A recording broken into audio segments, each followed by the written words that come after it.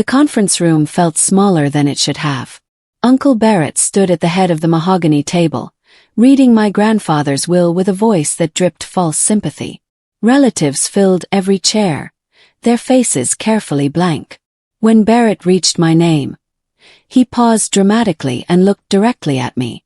Unfortunately, Talia is emotionally unfit to manage any significant assets at this time, he announced, as if diagnosing a disease. We've all agreed it's best if I handle everything until she's ready. My chest burned. Around the table, cousins suddenly found their phones fascinating. Aunt Claire studied her manicured nails. Nobody would look at me. I opened my mouth to protest, but Barrett slid a document across the polished wood. This family agreement authorizes the transfer, he said smoothly. Everyone signed yesterday. I stared at the paper. Signatures covered the bottom, everyone's names in neat rows. Everyone except mine. My hands trembled as I reached for it, but something else caught my eye. Tucked inside the will binder was a sealed envelope, and even from across the table, I recognized the shaky handwriting on the front. It was addressed to me, in my grandfather's hand. Barrett noticed my stare and quickly closed the binder. I waited until I reached my car before ripping open the envelope. My fingers shook so badly I nearly tore the letter inside. The parking garage was empty and cold, my breath fogging the windshield as I unfolded the paper. Talia, it began in grandfather's familiar scrawl. If you're reading this, then Barrett has already made his move. Don't trust him. Don't trust any of them. Your real inheritance isn't in that will. It's where only you and I would look. The letter included a series of numbers and symbols that looked like some kind of code. At the bottom he'd written, "Start with the place where we used to count stars." My phone buzzed. Barrett's name flashed on the screen. I let it ring twice before answering. "Talia, you left without signing," he said, his voice tight. "I need you to come back immediately. There's paperwork that requires your signature." "I didn't agree to any of this," I said quietly. "This isn't optional. If you refuse to cooperate, I'll be forced to pursue legal intervention." Hung up. My heart hammered against my ribs as I studied the code again. The place where we counted stars. Grandfather's old safety deposit box. He'd taken me there once when I was 12, told me the box number matched the constellation Cassiopeia. I started the engine. The bank manager, a thin man with wire-rimmed glasses, checked my identification 3 times before leading me to the vault. My hands were still shaking as I signed the access log. "Has anyone else tried to access this box recently?" asked, trying to sound casual. He hesitated, then nodded slowly. "Actually, yes. Someone came in this morning asking about it. We couldn't grant access without proper authorization." Ice flooded my veins. "Who was it?" He turned the log around so I could see. There, scrawled in hurried handwriting 3 hours earlier, was Barrett's signature. He'd been here. He'd tried to get to whatever grandfather left me, but he didn't have the right key or code. The manager unlocked the small metal door and slid out the long box. "I'll give you privacy," he said, closing the vault room door behind him. Inside the box lay a thick manila folder, a USB drive, a sealed metal key with my initials etched into it, and a small digital recorder. With trembling fingers I pressed play. Grandfather's voice filled the small room, tired but firm. "They'll try to take this from you, sweetheart. Don't let them." Movement outside the vault made me look up. Through the small window, I saw Barrett stride through the bank's front entrance, his face twisted with rage. I shoved everything into my bag and pushed through the vault door before Barrett could reach me. He spotted me immediately, his expensive shoes clicking rapidly across the marble floor. "Talia, wait," he called, but I was already moving toward the side exit. He caught up to me in the parking lot, grabbing my elbow. "Whatever you took from that box belongs to the estate. You have no right to remove anything without the executor's approval." I yanked my arm free. "Grandfather left it specifically for me. You don't understand what you're dealing with." His face was red now, veins visible at his temples. I've already filed a petition with the probate court. By Friday, everything will be under my control. Every account, every property, every asset. You won't be able to touch any of it. Then why are you so desperate to stop me now? Asked. His jaw clenched. For a moment, something dangerous flashed in his eyes. Then he smoothed his expression back into false concern. I'm trying to protect you from making terrible mistakes, he said. But if you insist on being difficult, you'll leave me no choice. I got in my car and locked the doors. Through the window, I watched him pull out his phone, already making calls. I had less than a week to figure out what grandfather had hidden, and why Barrett was so determined to keep it from me. The family attorney's office smelled like leather and old money. James Whitmore had handled grandfather's affairs for 20 years. Surely he could help me understand my rights. He welcomed me with a warm handshake and an understanding smile that seemed practiced. I know this must be very difficult, he said, gesturing to a chair. Losing someone you love while navigating legal complexities. I explained about the safety deposit box and Barrett's petition. Whitmore nodded sympathetically, taking notes.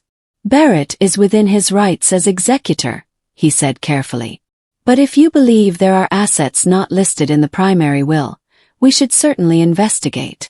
His phone buzzed. He glanced at it, then excused himself, stepping into the hallway. I sat in the leather chair, trying to organize my thoughts. That's when I heard his voice through the partially open door. Yes, she's here now, Whitmore said quietly. She mentioned the deposit box. No, she didn't say what was inside, but she's clearly suspicious. My stomach dropped. I'll try to find out more, he continued. Yes, I'll call you back. I stood carefully, silently, and gathered my bag. Whitmore was still in the hallway, his back to the door. I walked past his secretary with a polite nod and made it to the elevator before he returned to his office. Barrett had gotten to him too. My cousin Mira showed up at my apartment that evening with Thai food and wine. She'd always been the nice one, the family member who actually texted on birthdays and remembered small details. Her hug felt genuine. I can't believe what Barrett did at the reading, she said, settling onto my couch. It was so humiliating. Are you okay? I found myself telling her everything. The letter, the safety deposit box, Barrett's threats. It felt good to finally talk to someone who seemed to care. Mira listened intently, nodding in all the right places. Do you still have the documents? She asked. I retrieved the folder from my bedroom. Mira leaned forward, studying the papers with interest. This is incredible. Grandfather really planned ahead. I went to get us water from the kitchen. When I returned, Mira had her phone out, angled over the documents. The camera shutter sound was barely audible, but unmistakable. What are you doing? Asked. She jumped, nearly dropping her phone. Nothing, I was just. You were photographing my documents. Her face flushed. Talia, wait, I can explain. Get out. You don't understand, Barrett said if I helped him. He'd make sure I wasn't cut out completely. Get out of my apartment. Mira grabbed her purse and ran. Through the window, I watched her reach her car and immediately make a phone call. She gestured wildly as she talked, clearly reporting everything I'd told her. I was completely alone.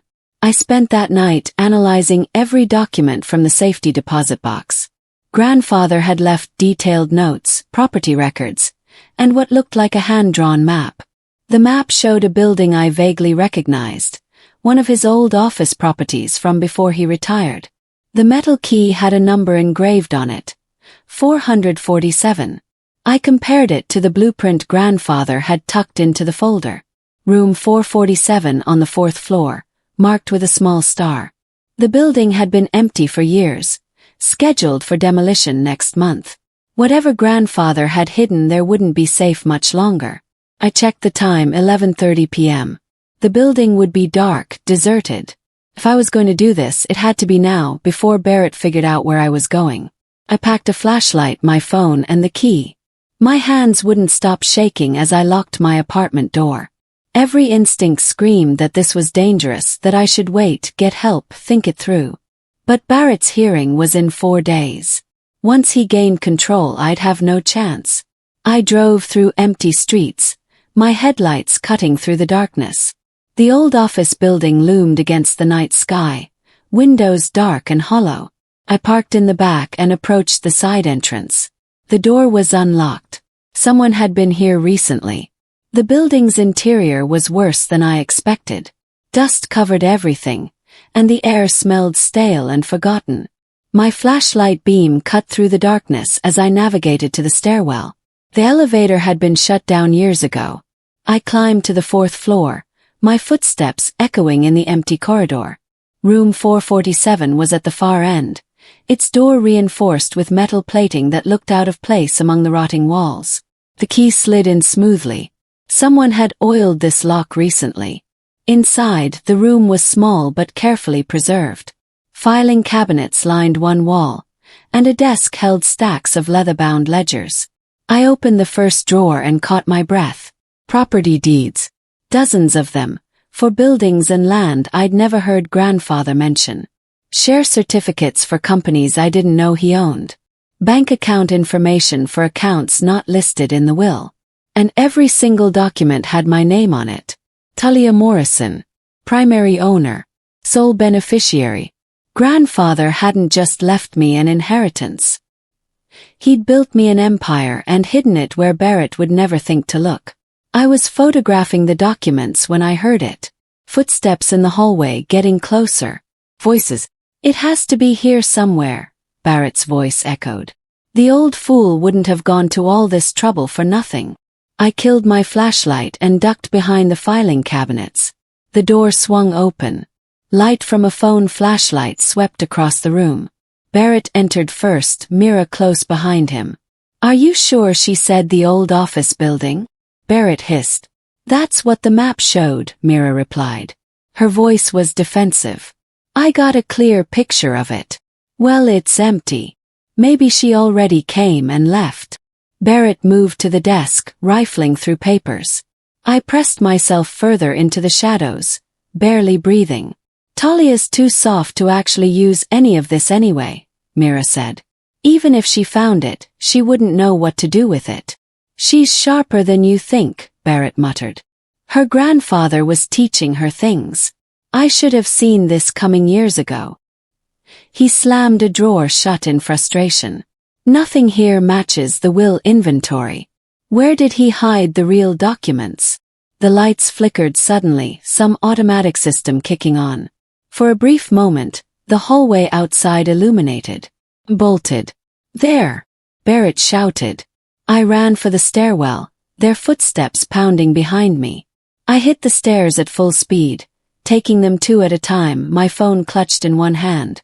Behind me, Barrett was yelling something, but I didn't stop to listen. I burst out the back exit and sprinted to my car. I didn't go home. Instead, I drove to a 24-hour diner across town and sat in a back booth, trying to calm my racing heart. My phone buzzed constantly with calls from Barrett, then Mira, then numbers I didn't recognize. I ignored them all and focused on the photos I'd taken. One ledger entry caught my eye. Storage Unit 238, Riverside Facility. Contents. Personal Archive. I pulled up the facility's website. 24-hour access with code entry. The USB drive from the safety deposit box had several files labeled with numbers. I opened file 238. It was a video. Grandfather sat in his study, looking tired but determined. The timestamp showed it was recorded 3 weeks before he died. Talia, he began, if you're watching this, you've already figured out that Barrett isn't who he pretends to be. I've watched him manipulate family members for years, always positioning himself to take control when I'm gone. He explained how Barrett had slowly isolated him from other relatives, controlled who visited, filtered information. How he'd discovered Barrett had been siphoning money from family accounts for years. I couldn't confront him directly without proof, Grandfather continued. So I built you something he can't touch. Everything real is in your name, legally protected. But there's one more document you need. The original trust amendment. It's in the storage unit, file box marked Personal. The video ended with coordinates 40.7128 minus 74.0060. I plugged them into my map. They pointed to his old workshop, a place I'd almost forgotten existed. Then my phone rang. A number I didn't recognize. Against my better judgment, I answered. Miss Morrison. A woman's voice. My name is Lydia Foster. I worked for your grandfather. He told me to contact you if anything happened to him. Lydia agreed to meet me at a coffee shop near the courthouse. She was in her 60s, with kind eyes and a no-nonsense demeanor. She slid a photograph across the table. Your grandfather gave me this 6 months ago, she said. He knew Barrett was planning something. The photo showed Barrett meeting with James Whitmore in a parking garage. They were exchanging what looked like documents. Whitmore isn't just the family attorney, Lydia explained. He's been Barrett's accomplice for years. They've been preparing to take control of everything. She pushed a folder toward me. Your grandfather documented everything. But Barrett filed an emergency hearing. It's scheduled for tomorrow afternoon. Tomorrow. My stomach dropped. He said Friday. He moved it up. He knows you're getting close to finding everything. Lydia squeezed my hand. Your grandfather believed you were strong enough to fight this. He left you the tools. Now you have to use them. After she left, I sat in my car and pulled up the coordinates again. The workshop was 30 minutes away, in an industrial area near the river. I had maybe 12 hours before Barrett's hearing. The metal key from the deposit box felt heavy in my pocket. Whatever was at those coordinates, it was my last chance. I started driving.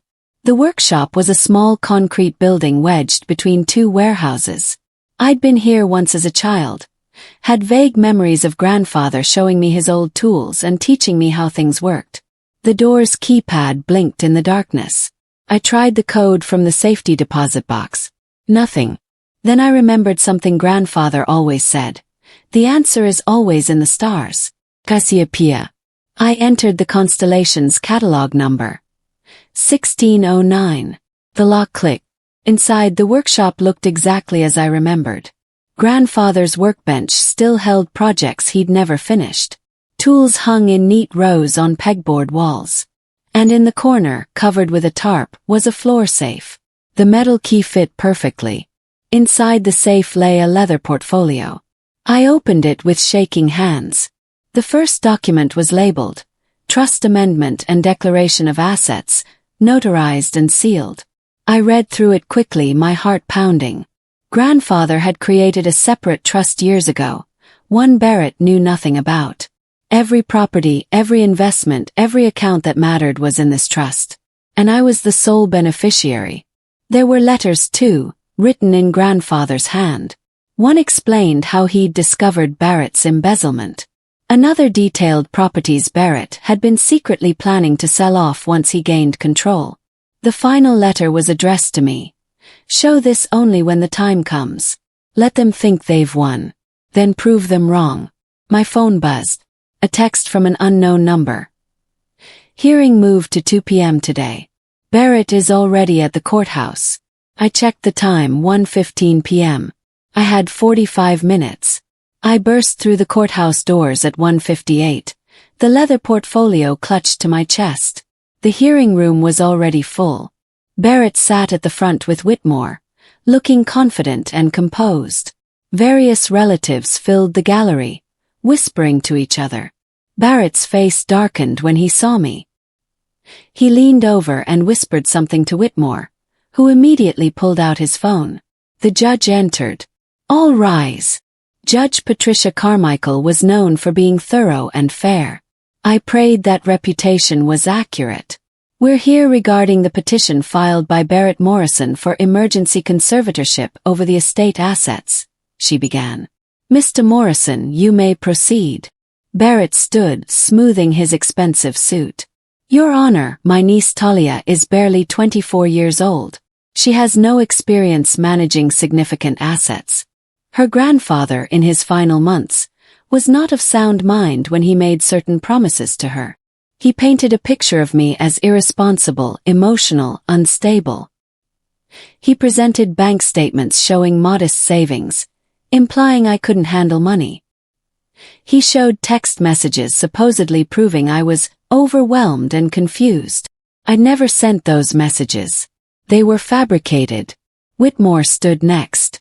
Your Honor, I've reviewed the estate thoroughly. It's clear that Mr. Barrett Morrison is the appropriate person to manage these assets until Miss Morrison reaches a more suitable age. The judge turned to me. Miss Morrison, do you have representation? No, Your Honor. I'm representing myself. Barrett smirked. Do you wish to respond to these allegations? The judge asked. I stood, my legs shaking. Yes, Your Honor. I do. I approached the bench, the leather portfolio in my hands. Your Honor, everything my uncle has said today is based on fabricated evidence and deliberate deception. Barrett's lawyer shot to his feet. Objection. These are serious accusations without foundation. I have foundation, I said calmly. I pulled out my phone and connected it to the courtroom's display system. This is security footage from James Whitmore's office, obtained legally from the building's security company. The screen lit up with video of Whitmore's hallway. The timestamp showed 3 days ago. I fast-forwarded to the moment I heard him on the phone. The audio was clear. Whitmore's voice. Yes, she's here now. She mentioned the deposit box. No, she didn't say what was inside, but she's clearly suspicious. I'll try to find out more. The courtroom went silent. That's attorney-client privilege, Whitmore sputtered. I wasn't his client, I said. I thought I was seeking independent counsel. Instead, I found my uncle's accomplice. I produced the photograph Lydia had given me. This shows Mr. Whitmore and Mr. Barrett Morrison meeting privately 6 months ago, exchanging documents. They've been planning this. Barrett's face flushed red. Your Honor, this is ridiculous. I'm not finished, I said. My voice was steady now, strengthened by certainty. My uncle claims my grandfather wasn't of sound mind. I have video testimony recorded by my grandfather 3 weeks before his death, filmed in the presence of his physician, proving he was completely lucid. The judge leaned forward. I'd like to see that video. I played grandfather's video for the courtroom. His voice filled the space, calm and clear as he explained Barrett's manipulation and embezzlement. He detailed specific incidents, dates, amounts.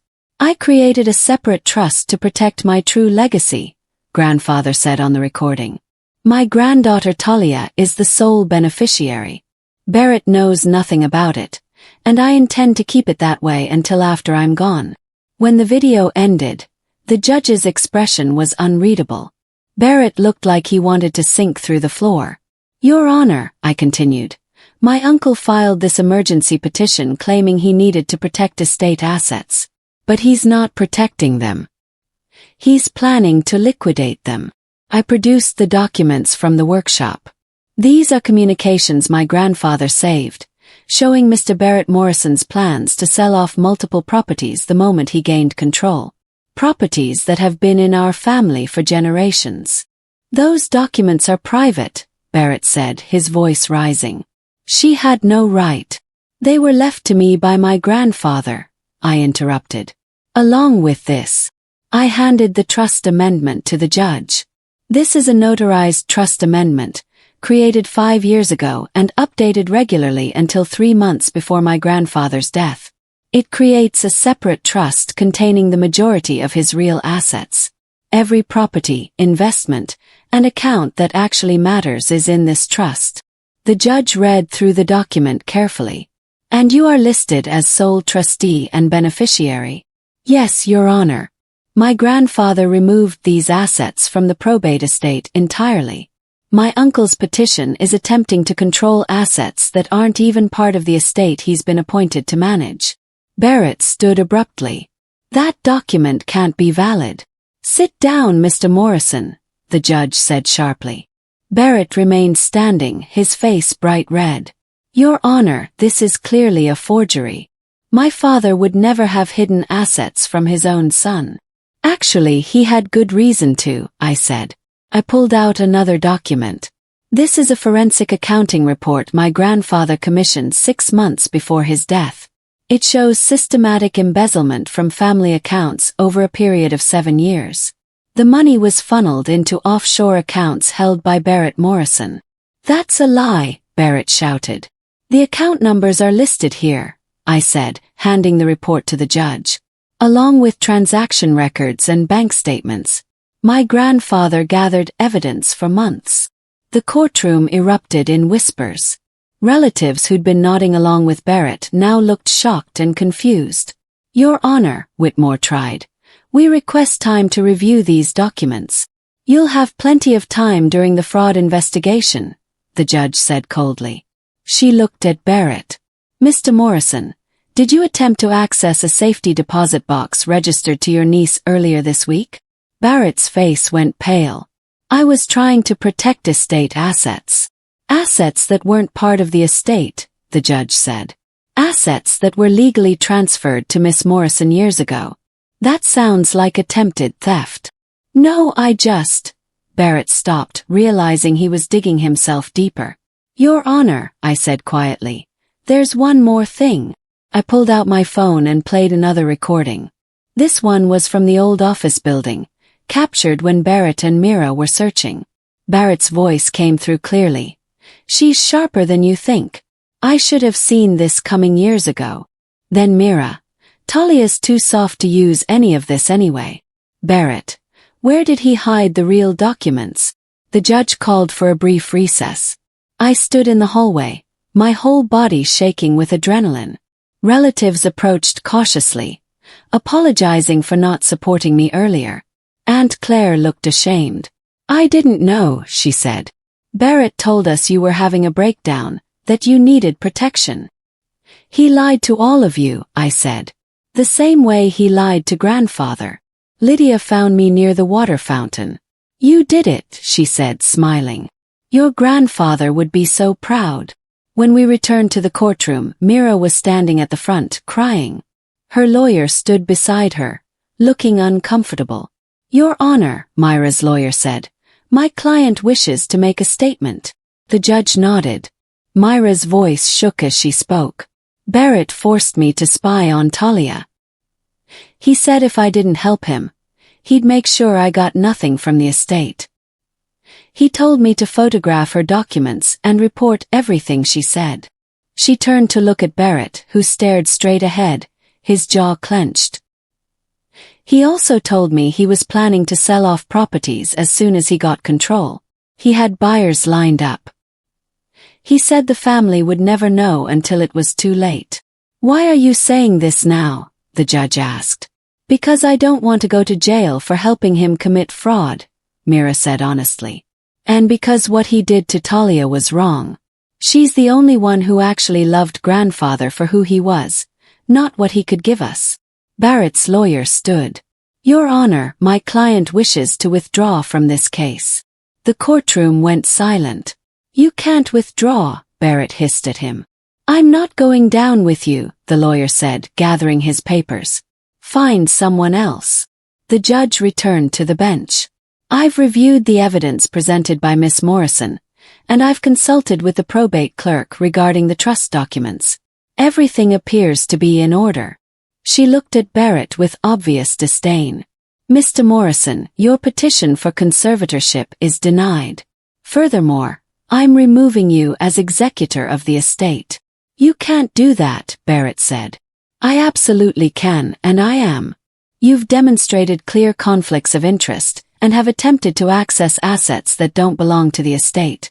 The court is also referring this matter to the district attorney for investigation of potential fraud and embezzlement. Barrett's face went from red to white. This is absurd. I've done nothing wrong. You attempted to steal from your own niece, the judge said. You manipulated family members, fabricated evidence, and conspired with an attorney to gain control of assets you had no right to. If you're very lucky, Mr. Morrison, you'll only face civil penalties. He turned to me. Miss Morrison, the trust amendment is valid and supersedes any claims against those assets. You have full legal control of everything your grandfather left to you. The court apologizes for the distress this proceeding has caused you. I felt tears prick my eyes, but I blinked them back. This isn't over, Barrett said, his voice low and dangerous. I'll appeal. I'll fight this. You do that, the judge said. Court is adjourned. The gavel came down with a sharp crack. That evening, I sat in grandfather's workshop, surrounded by his tools and memories. I'd returned to read the rest of his letters, the personal ones he'd written knowing I'd eventually find them. Dear Talia, one began, if you're reading this, then you've already fought the battle I knew was coming. I'm sorry I couldn't be there to help you. Sorry I had to leave you to face Barrett alone. But I knew you were strong enough. I've watched you grow into someone with integrity and courage, someone who wouldn't be corrupted by money or power. That's why I chose you. Barrett was my son and I loved him. But I also saw what he was becoming. Greed does terrible things to people. I tried to guide him back to the right path, but he wouldn't listen. In the end, I had to protect what I'd built from the person who should have been its rightful heir. I know that choice will haunt me, but I also know I made the right one. Use this fortune wisely, my dear. Help people. Build things that matter. And never let anyone make you feel small or unworthy. You earned this not because of your age or your name, but because of who you are. They underestimated you. Let that be their mistake, not yours. All my love, grandfather. I folded the letter carefully and placed it back in the portfolio. Outside the workshop, the city lights sparkled against the dark sky. Tomorrow I would start the real work. Managing properties, running businesses, honoring grandfather's legacy. But tonight I just sat in his workshop and let myself feel the weight of what I'd won and what it cost. The next few weeks were a blur of meetings with lawyers, accountants, and business managers. I hired Lydia as my chief advisor. She knew grandfather's businesses better than anyone and had no loyalty to Barrett or his schemes. Several relatives reached out to apologize properly. Aunt Claire invited me to lunch and actually listened when I talked about my plans. Uncle Felix, grandfather's younger brother, offered to help me learn the property management business. Your grandfather talked about you constantly, he told me over coffee. He said you were the only one who visited him because you wanted to, not because you wanted something. Barrett, meanwhile, was under investigation. The forensic accounting revealed he'd stolen nearly $2 million over 7 years.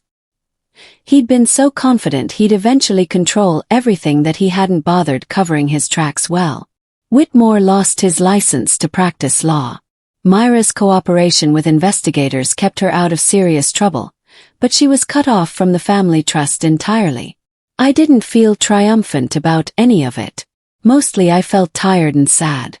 This was my family, and Barrett's greed had torn it apart. But I also felt something else. Determination. Grandfather had trusted me with his legacy. I wouldn't waste it. 3 months after the hearing I called a family meeting. Not in a lawyer's conference room this time, but in grandfather's old house. I'd kept it exactly as he left it, a museum of memories. Everyone came. Aunt Claire, Uncle Felix, cousins I'd barely spoken to in years. Even Mira showed up looking nervous. They gathered in the living room where grandfather used to tell stories and teach me card games. I stood by the fireplace, the same spot where he'd stood countless times. I want to talk about the future, I began. Grandfather left me a lot. More than I ever expected. And I've spent the last few months figuring out what to do with it. Pulled out a folder. I'm establishing a family foundation. It will provide educational support for any family member who wants to pursue college, trade school, or professional training. No strings attached. Surprised murmurs rippled through the room. I'm also creating a business incubator for family members who have ideas but need capital and mentorship. Grandfather believed in building things, and I want to honor that. What about Barrett? Someone asked. Barrett made his choices, I said quietly. He'll face the consequences. But that doesn't mean the rest of us can't move forward. I looked at each of them. Grandfather's will wasn't just about money. It was about values. He wanted to leave behind something that mattered, something that would help people, not destroy them. Aunt Claire wiped her eyes. Uncle Felix nodded slowly. I'm not doing this because I'm generous, I continued. I'm doing it because it's right. And because grandfather believed family should build each other up, not tear each other down. 6 months later, I stood in the refurbished office building where grandfather had hidden my inheritance. We'd transformed it into the headquarters for the Morrison Family Foundation. The 4th floor, where I discovered the truth, was now a community space offering free business classes. Lydia walked over, holding a tablet. The first round of educational grants went out this morning. 23 family members applied. We approved all of them. Good, I said, smiling. Also, that property development Barrett was trying to force through. The one that would have displaced low-income families. The city council voted it down. I'd worked with community organizers to present alternative plans, using grandfather's properties to create affordable housing instead of luxury condos. It was what he would have wanted. My phone buzzed. A message from Mira. Thank you for the second chance. I start my bookkeeping certification program next week. I'd given her a job in the foundation's accounting department, over Lydia's objections. But everyone deserved a second chance, and Mira was genuinely trying to change. You look happy, Lydia observed. I am, I said, and realized it was true. For the first time in months, I actually am. The sun was setting over the city, painting the sky in shades of gold and pink. Grandfather used to say that sunsets reminded him that endings could be beautiful too. I finally understood what he meant. A year after the will reading, I received a letter forwarded from the probate court. It was from Barrett, written from the minimum security facility where he was serving 18 months for fraud and embezzlement. I almost threw it away without reading it. But something made me open it. Talia, it began, I don't expect you to forgive me. I don't deserve forgiveness. I've spent this year thinking about what I did and why I did it, and I still don't fully understand it myself. Your grandfather was always disappointed in me. I felt it every day, even when he never said it out loud. You were everything he wanted me to be. Honest, hardworking, genuine. And instead of trying to be better, I resented you for it. When I found out he'd left you everything real, everything that mattered, I lost my mind. It confirmed what I'd always feared, that I was never good enough. But you know what's funny? You proved him right. You took everything he gave you and made it better. You helped people. You built something meaningful. I would have just sold it all and burned through the money in 5 years. I'm not asking for anything. I just wanted you to know that you were the right choice. I'm sorry it took me so long to see it. Your Uncle Barrett. I read the letter 3 times, trying to decide how I felt. Anger seemed appropriate, but I found I couldn't muster it anymore. Mostly I just felt sad for him. I wrote back just a short note. Thank you for the apology. Hope you find peace. I didn't know if I'd forgiven him. Maybe forgiveness would come later, or maybe it wouldn't. But I also couldn't let his mistakes define my future. Grandfather had given me a gift, not just money and property, but trust. And I would honor that trust every day for the rest of my life. On the 2nd anniversary of grandfather's death, I organized a memorial service. Not the formal, stuffy affair Barrett had planned originally, but something grandfather would have actually enjoyed. We held it at his workshop, which I'd expanded into a community makerspace. Family members came, along with former employees, business partners, and people whose lives grandfather had touched over the years. Uncle Felix told stories about growing up with grandfather. Lydia shared memories from their years working together. Even Mira spoke, talking about how grandfather had always treated her with kindness, even when she didn't deserve it. When it was my turn, I stood in front of the crowd with grandfather's final letter in my hands. My grandfather once told me that the measure of a person isn't what they accumulate, but what they build, I began. Not buildings or businesses, though he certainly built those. But relationships. Trust. Legacy. I looked around at the faces in the crowd. He built me into someone strong enough to fight for what was right. He built a family, even though we lost our way for a while. And he built a foundation that will help others build their own dreams. I held up the letter. He also built an escape plan for me, which I have to admit was pretty clever. Laughter rippled through the crowd. But most importantly, he built a lesson into everything he did. Your worth isn't determined by other people's opinions. It's determined by your choices, your integrity, your actions. I folded the letter carefully. Barrett tried to take everything from me because he thought I didn't deserve it.